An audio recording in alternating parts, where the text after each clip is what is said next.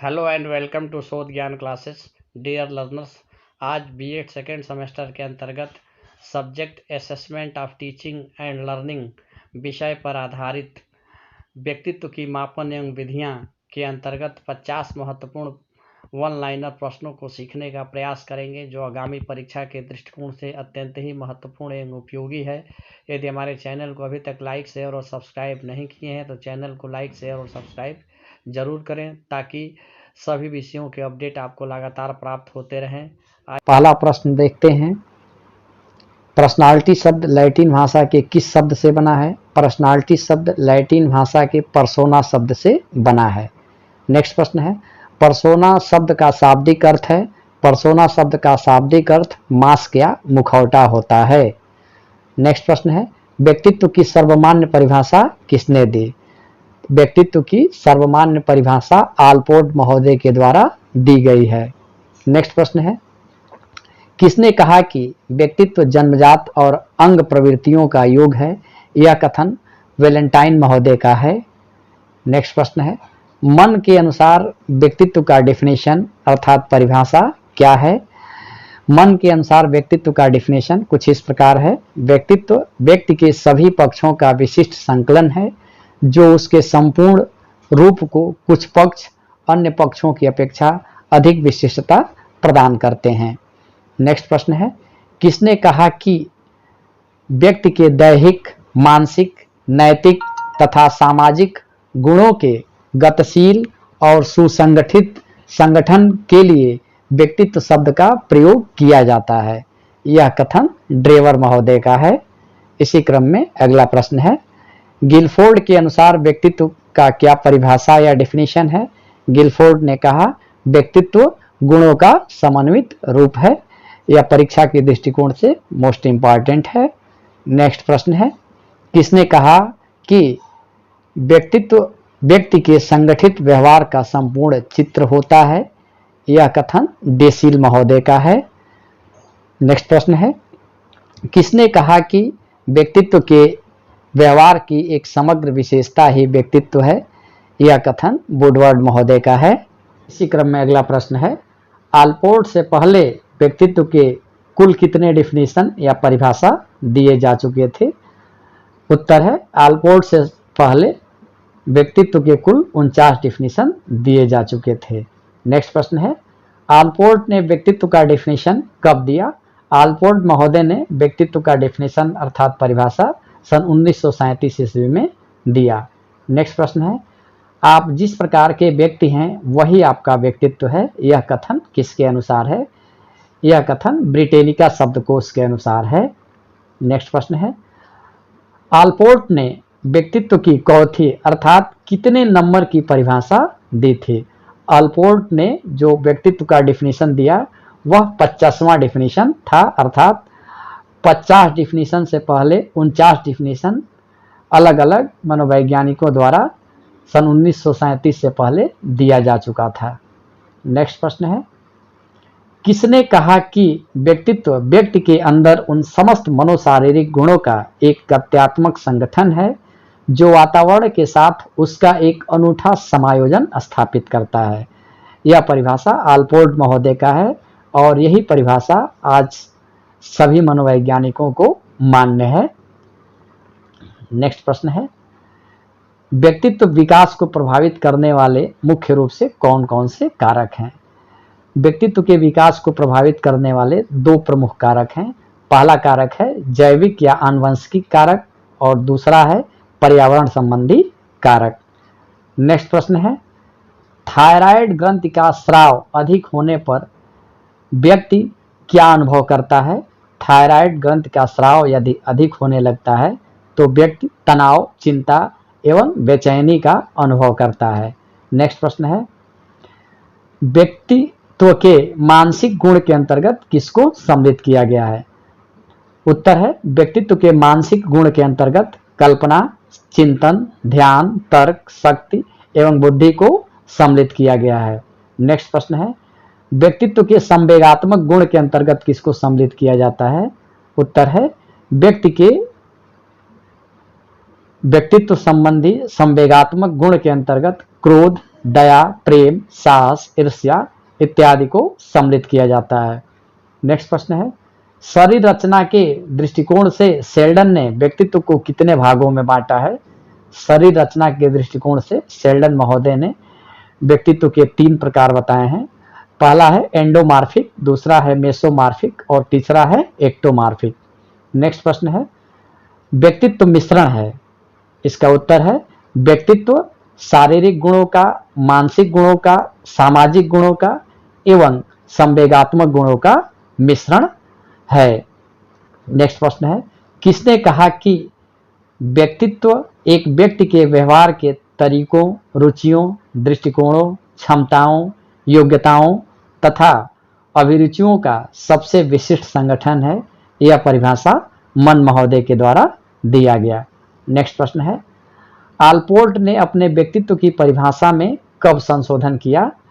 Allport ने अपने व्यक्तित्व संबंधी परिभाषा जो 1937 में दिया गया था, आगे चलकर उन्होंने इस परिभाषा में सन 1961 ईस्वी में संशोधन किया।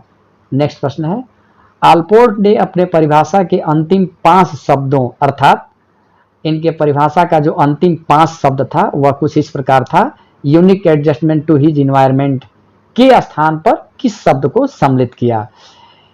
अर्थात अल्पोर्टा ने सन 1961 ईस्वी में अपने परिभाषा में संशोधन करते हुए unique adjustment to his environment के जगह पर कैरेक्टरिस्टिक्स, बिहेवियर एंड थॉट को सम्मिलित किया। नेक्स्ट प्रश्न है, व्यक्तित्व को प्रभावित करने वाले पर्यावरणीय कारक कौन कौन से हैं? तो व्यक्तित्व को प्रभावित करने वाले पर्यावरणीय कारकों में भौतिक पर्यावरण है, सामाजिक पर्यावरण है, आर्थिक पर्यावरण है एवं सामाजिक पर्यावरण है, सांस्कृतिक पर्यावरण है। नेक्स्ट प्रश्न है, व्यक्तित्व के शारीरिक गुण के अंतर्गत किसको सम्मिलित किया जाता है? तो किसी भी व्यक्ति के व्यक्तित्व के शारीरिक गुण के अंतर्गत उसके शारीरिक गठन, उसकी लंबाई, आवाज, वेशभूषा इत्यादि को सम्मिलित किया जाता है। नेक्स्ट प्रश्न है, शेल्डन कहाँ के मनोवैज्ञानिक थे? शेल्डन एक अमेरिकी मनोवैज्ञानिक थे। नेक्स्ट प्रश्न है, क्रेस्मर ने व्यक्तित्व को कितने भागों में बांटा? क्रेस्मर अर्थात कई किताबों में क्रेचमर भी लिखा हुआ है, तो क्रेस्मर या क्रेचमर ने व्यक्तित्व को 4 भागों में बांटा। पहला है लंबकाय, दूसरा है सुडोलकाय, तीसरा है गोलकाय और चौथा है डायप्लास्टिक। यहाँ डायप्लास्टिक का मतलब होता है उपयुक्त तीनों अर्थात लंबकाय, सुडोलकाय और गोलकाय गुणों का मिश्रण ही डायप्लास्टिक कहलाता है। नेक्स्ट प्रश्न है, भारतीय आयुर्वेद शास्त्र के अनुसार व्यक्तित्व को कितने भागों में बांटा गया है? भारतीय आयुर्वेद शास्त्र के अनुसार व्यक्तित्व को 3 भागों में वर्गीकृत किया गया है, कफ प्रधान, पित्त प्रधान, वात प्रधान। नेक्स्ट प्रश्न है, शेल्डन के वर्गीकरण के अनुसार दुबले, पतले एवं संकोची व्यक्ति किस प्रकार के व्यक्तित्व वाले होते हैं?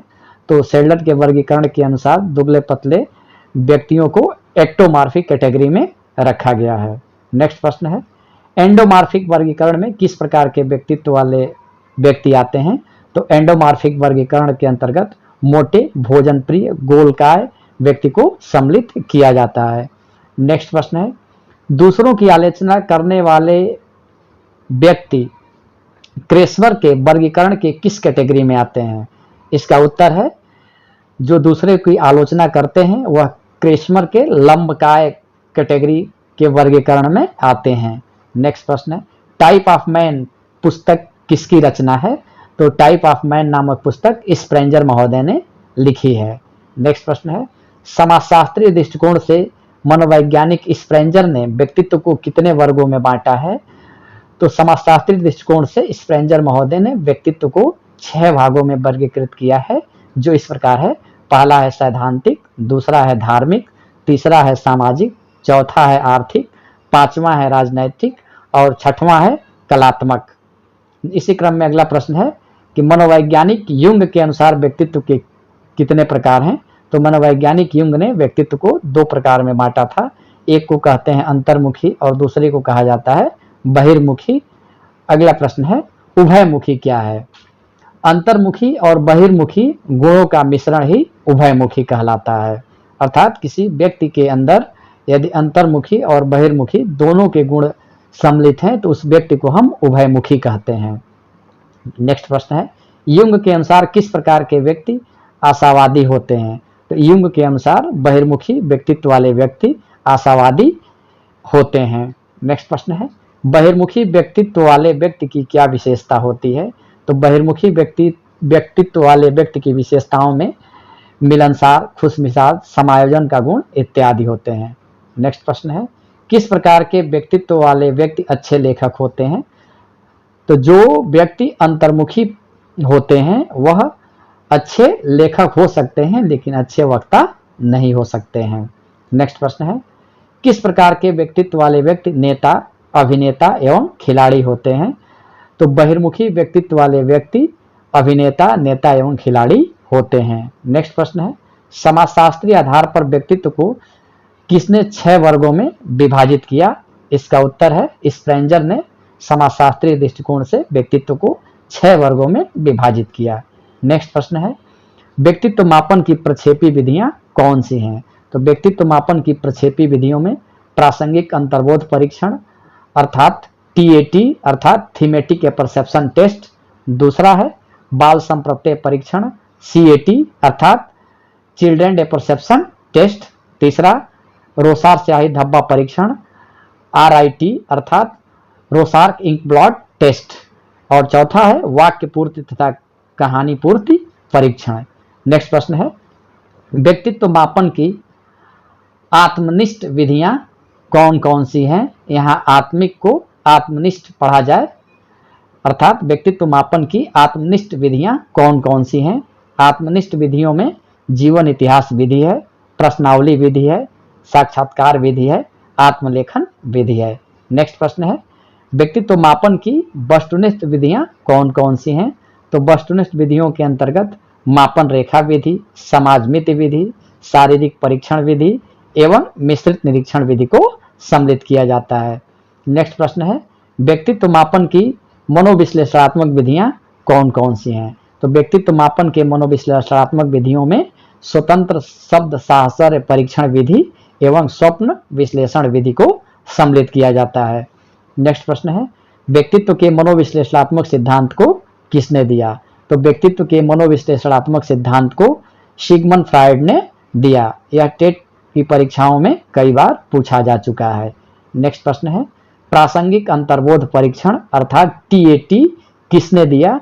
तो प्रासंगिक अंतर्बोध परीक्षण अर्थात TAT को मार्गन तथा मरे ने दिया। नेक्स्ट प्रश्न है, बाल संप्रत्यय परीक्षण अर्थात CAT अर्थात चिल्ड्रन परसेप्शन टेस्ट को किसने दिया?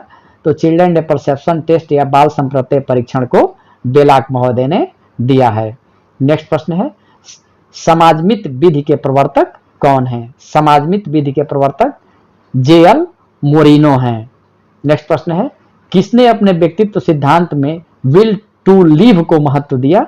तो एरिक्सन महोदय ने अपने व्यक्तित्व संबंधी सिद्धांत में विल टू लिव को महत्व दिया है। नेक्स्ट प्रश्न है, एरिक्सन ने व्यक्तित्व विकास की कितनी अवस्थाएं बताई हैं? तो एरिक्सन महोदय ने व्यक्तित्व विकास की कुल 8 अवस्थाओं को बताया है। नेक्स्ट प्रश्न है, नव फ्रायडवादी विचारक किसे कहा जाता है? तो एरिक्सन महोदय को नव फ्रायडवादी विचारक कहा गया है।